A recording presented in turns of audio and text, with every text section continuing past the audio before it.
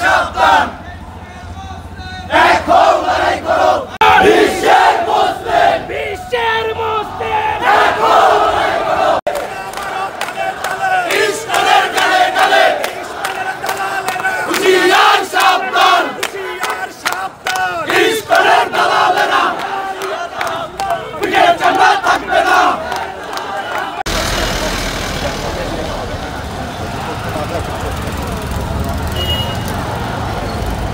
আমার যে ভাই শহীদ হয়েছে আল্লাহ আপনি তাকে জান্নাতের উচ্চ মাকাম দান করুন।